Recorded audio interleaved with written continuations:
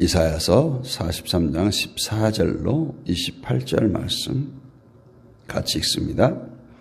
너희의 구속자요 이스라엘의 거룩한 이 여호와가 말하노라. 너희를 위하여 내가 바벨론에 사람을 보내어 모든 갈대아 사람에게 자기들이 연락하던 배를 타고 도망하여 내려가게 하리라. 나는 여호와 너희의 거룩한 이요 이스라엘의 창조자요 너희의 왕이니라.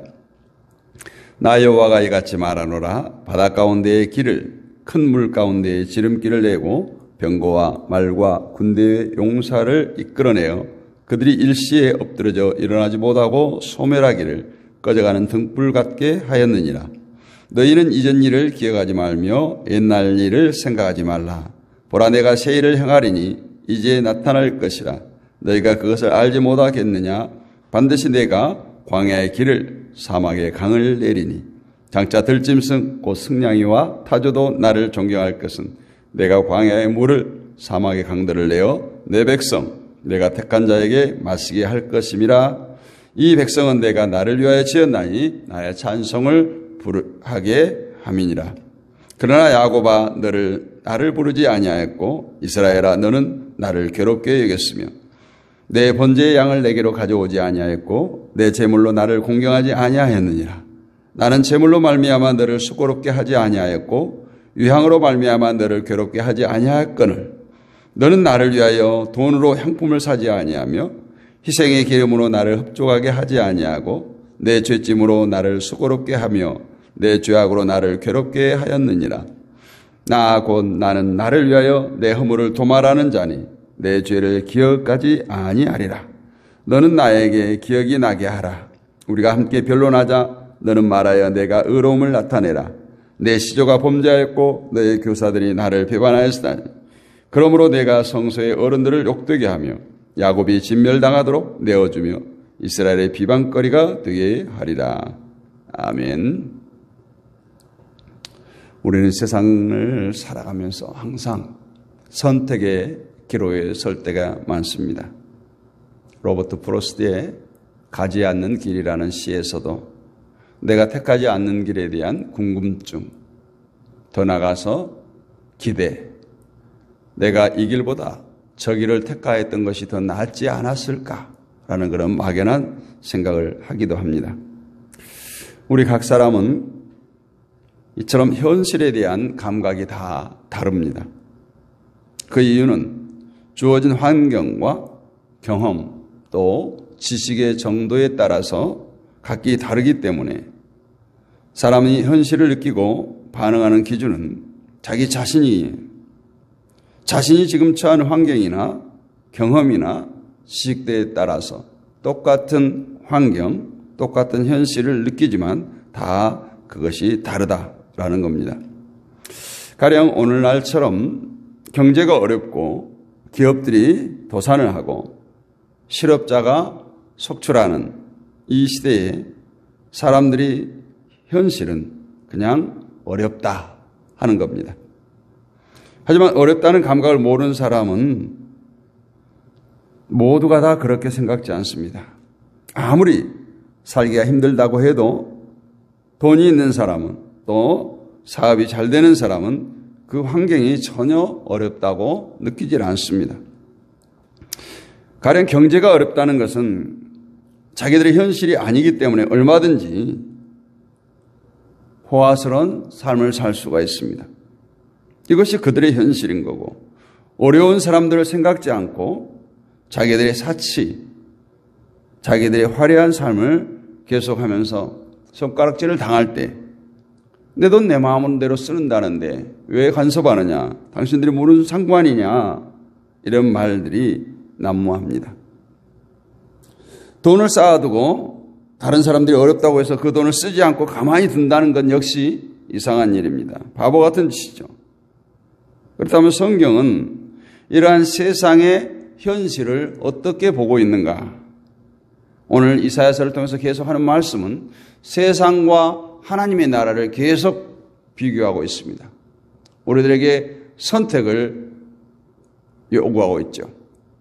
그러면서 우리는 세상을 바라볼 것이 아니라 하나님의 나라를 바라보고 살라라고 말합니다. 성경 말씀도 환경과 경험과 지식에 따라서 다른 현실을 말하고 있을까? 성경에서는 현실을 전혀 다르게 보지 않습니다. 성경에서는 세상에서 사람들이 각기 다르게 느끼는 현실을 모두 무시해버립니다. 다시 말해서 각자에게 주어진 환경과 인생을 살면서 경험했던 것들, 각기 다른 지식들, 그러한 모든 것을 완전히 무시해버린 채 새로운 세상이 말하지 않는 전혀 다른 현실을 말하고 있습니다. 이것이 성경이에요. 그리고 이러한 성경이 말하는 세상과 전혀 다른 현실을 가르치는 것이 바로 교회입니다.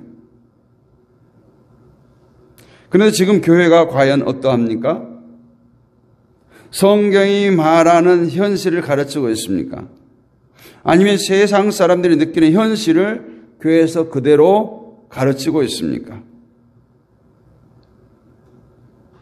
성경에서 가르치는 현실을 살아가는 것이 아니라 세상 사람들과 똑같은 시각으로 현실을 바라본 채 살아간다면 이것은 성도라고 할 수가 없겠죠.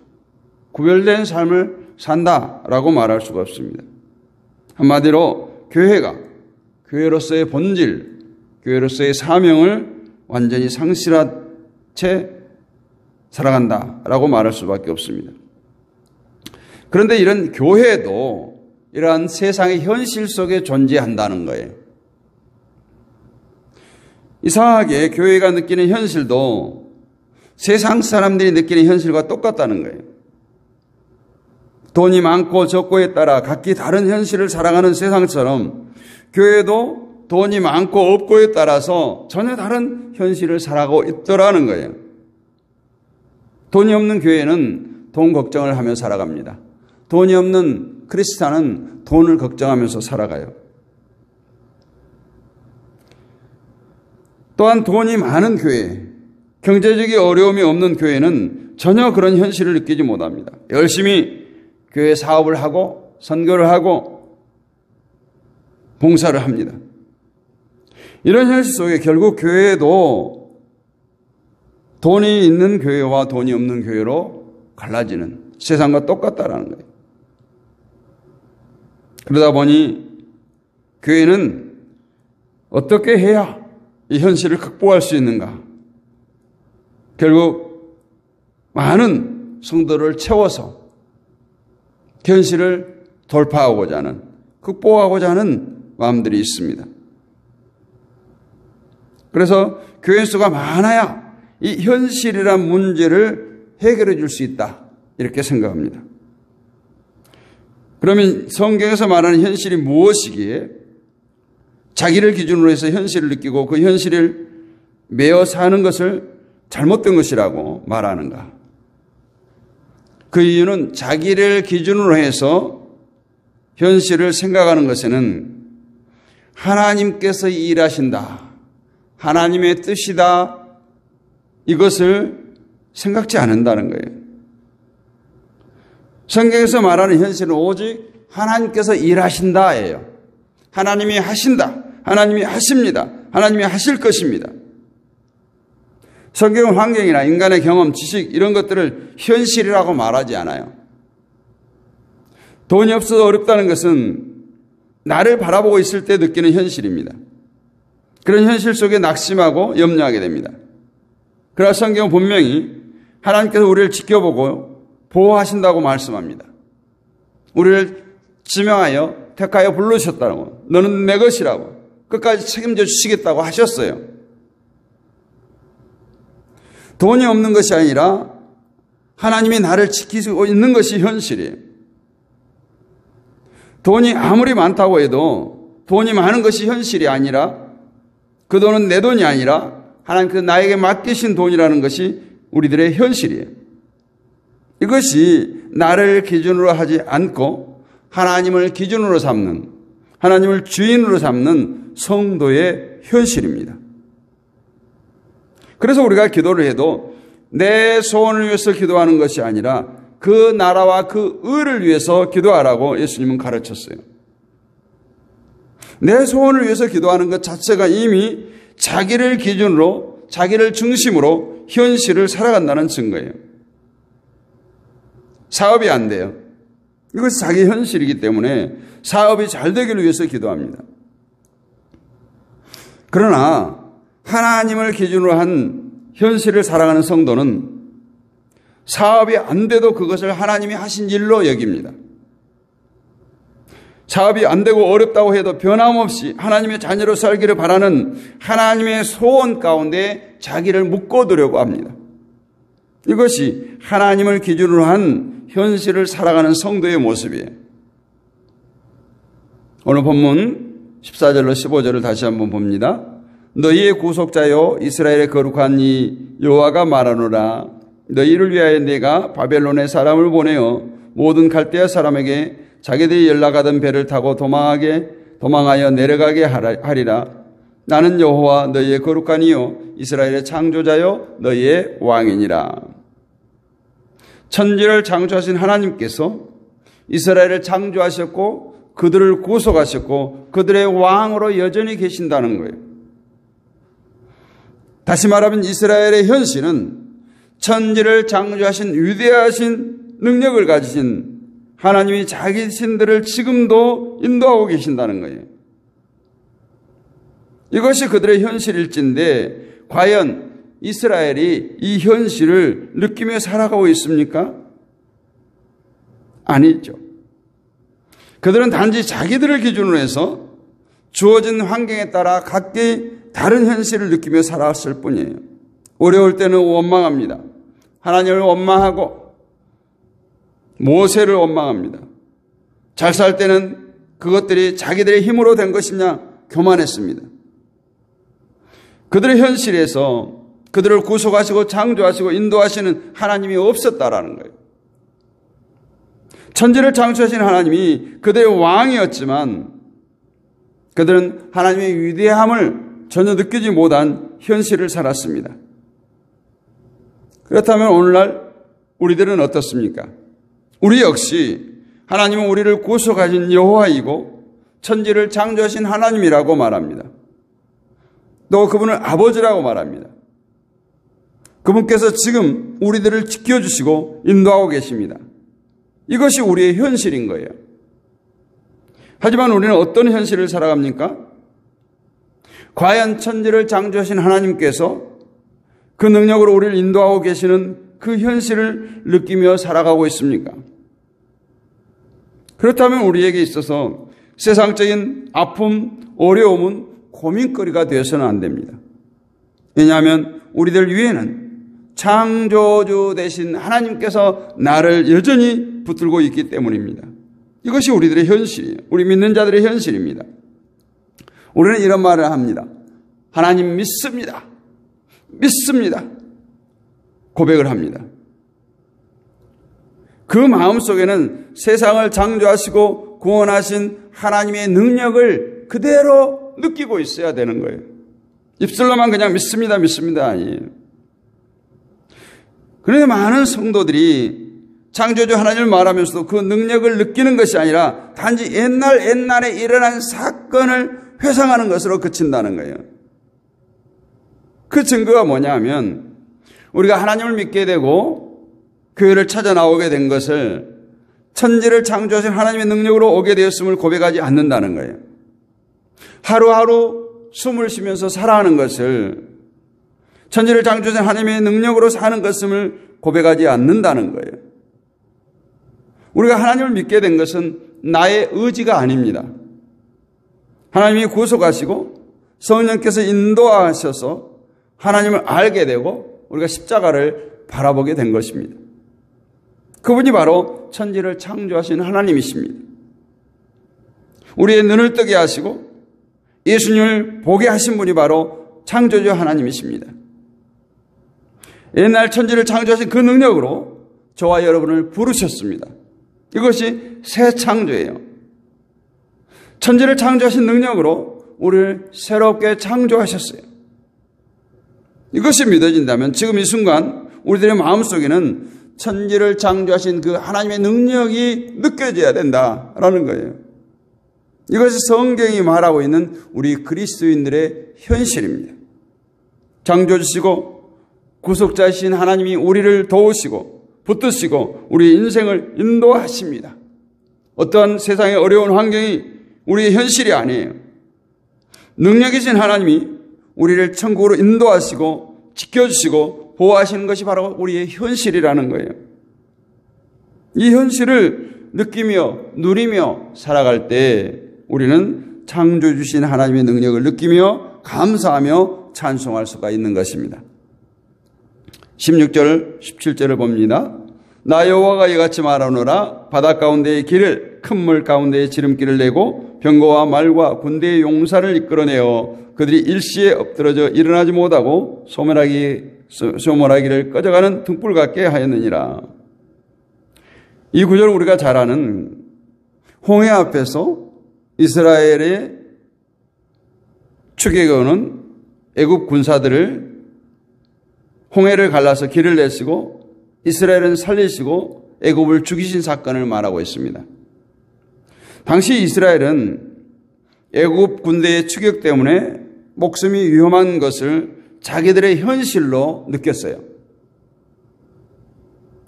그러나 창조주신 하나님이 그 능력으로 홍해를 갈라서 이스라엘은 건너가게 하시고 애굽의 군대는 그곳에 수장시켰어요.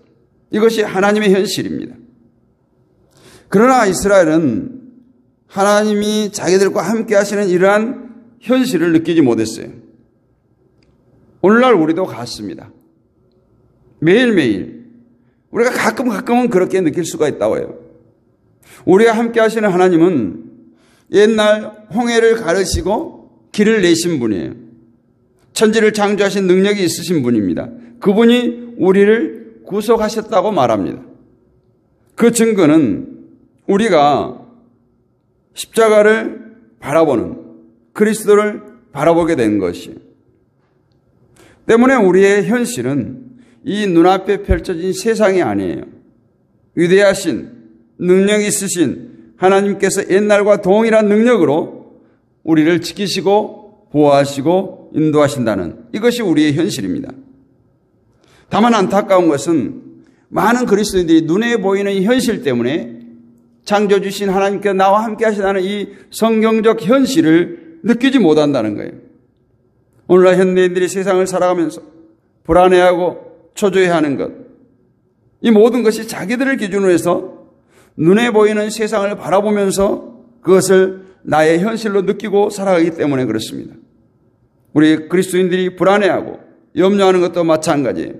하나님이 함께 하시는 현실을 느끼지 못하고 눈에 보이는 현실을 느끼고 있기 때문에 그렇습니다. 18절을 보면 너희는 이전 일을 기억하지 말며 옛적 일을 생각하지 말라. 보라 내가 새 일을 행하리니 이에 나타낼 것이라.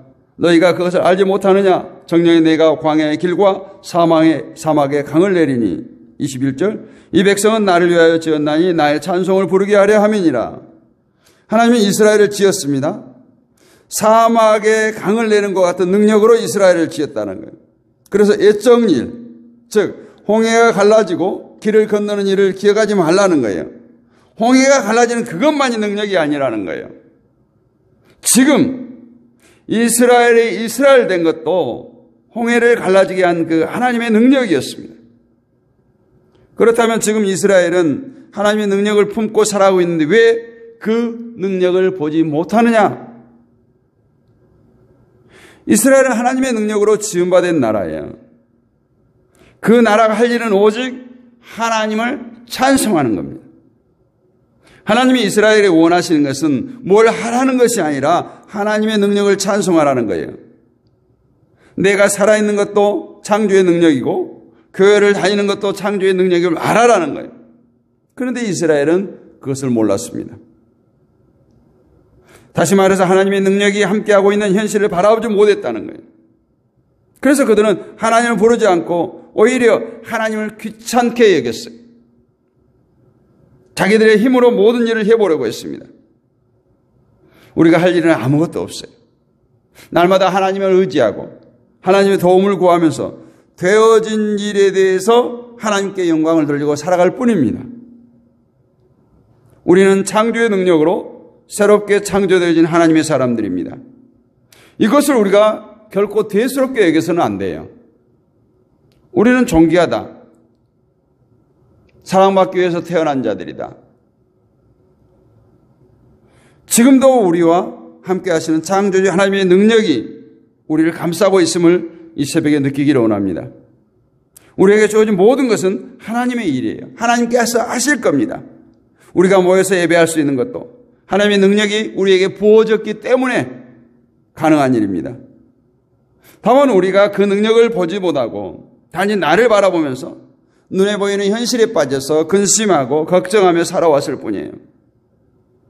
아무쪼록 하나님의 창조의 능력을 맛보면서 우리에게 주어진 아무리 작게 보이는 일이라고 할지라도 하나님의 능력이 담겨져 있는 그 하나님의 일로 보면서 하나님이 함께하는 두려움이 없는 하나님과 동행하는 현실을 살아가는 저와 여러분이 되시기를 원합니다.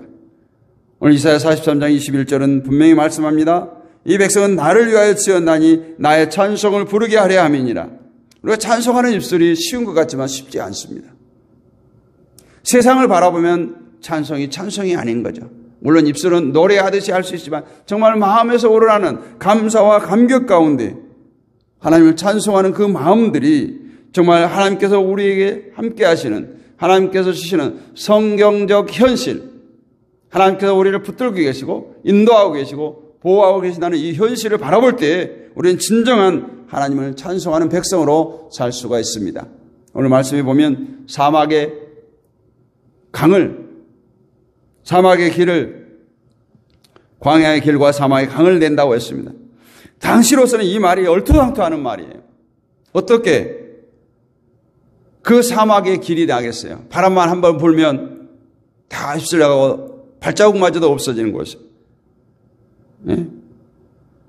어떻게 광야에 강을 내겠어요? 정말 물 한 방울 없는 사막에 강을 내겠어요? 그러나 그것을 하나님께서 하시겠다는 거예요. 이것은 무엇입니까? 우리 인생들이 생각하는 불가능을 가능케 하시는 하나님이시라는 거예요. 하나님의 전능성, 전지전능하시는 하나님을 신뢰하라는 거예요. 믿으라는 거예요. 보라 내가 새 일을 행하려니 이제 나타날 것이라. 옛날에 얽매이지 말라는 거예요. 옛날로 돌아가려고 하지 말라는 거예요. 우리 인간은 늘 옛날로 돌아가는 나쁜 근성들이 있어요. 조그만 어려운 되돌아갑니다.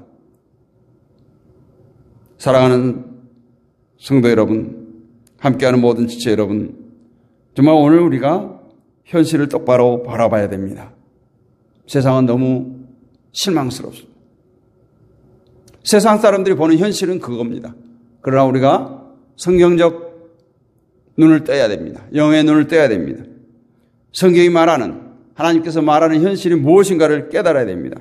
그리고 하나님의 능력이 안에서 나와 함께 하시는, 끝까지 나를 책임져 주시는, 하나님의 소유로 삼아주신 우리의 삶이 정말 하나님을 찬양하는, 하나님께 영광 돌리는 그런 기쁨이 샘솟는 삶이 되시기를 주님의 이름으로 축복합니다. 걸어가신 아버지 하나님 은혜를 감사합니다. 이 새벽에도 우리를 깨워주셨습니다. 은혜의 보좌로 인도하여 주심을 감사합니다. 이 새벽에도 하나님 말씀을 나눴습니다.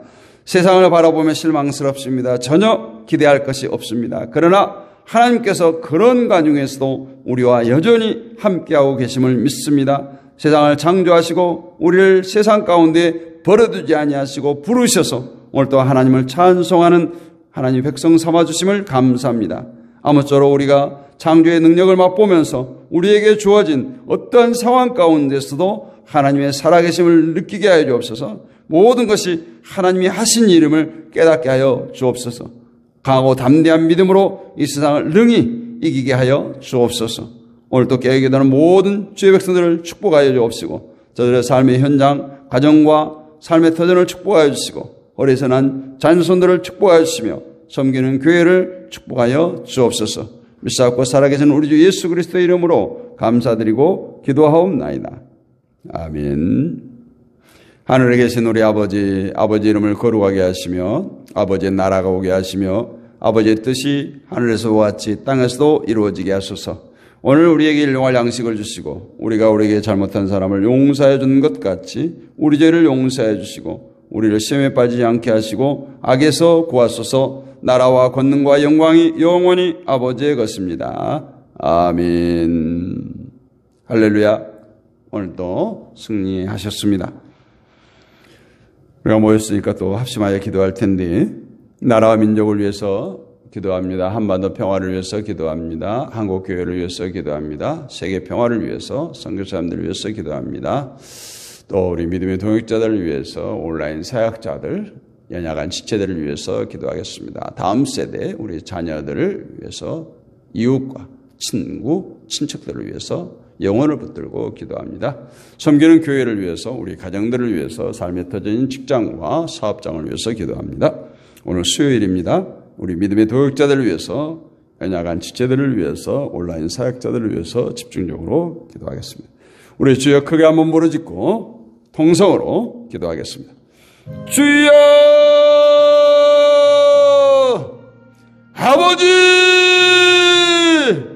아버지 하나님, 우리를 이 새벽에도 깨우셔서 은혜의 자리로 인도하였음을 감사합니다. 이 시간도 우리가 마음과 뜻을 합하여서 간구하여 부르짖습니다. 이 시간에도 우리가 기도할 때 하늘 문을 열어주옵소서. 바울과 실라가 빌립보 감옥에서 기도할 때 옥문이 흔들리고 착고가 풀렸던 것처럼 이 새벽에 기도할 때 우리 인생의 착고가 풀려지기를 원합니다. 아버지, 우리 앞에 있는 여리고가 무너지기를 원합니다. 우리 인생길 앞에 가로막고 있는 홍해가 갈라지기를 원합니다. 아버지 하나님이시여, 지금도 살아 역사하시며 우리와 함께 동행하시는 그 하나님, 전능하신 하나님께서 우리의 삶의 여정 가운데 친히 간섭하여 주시고 인도하여 주시옵소서. 아버지, 세상의 흑암의 권세로부터 지키시고 보호하여 주옵소서. 악한 영으로부터 지키시고 보호하여 주옵소서. 우한 질고로부터 자유케 하여 주옵소서.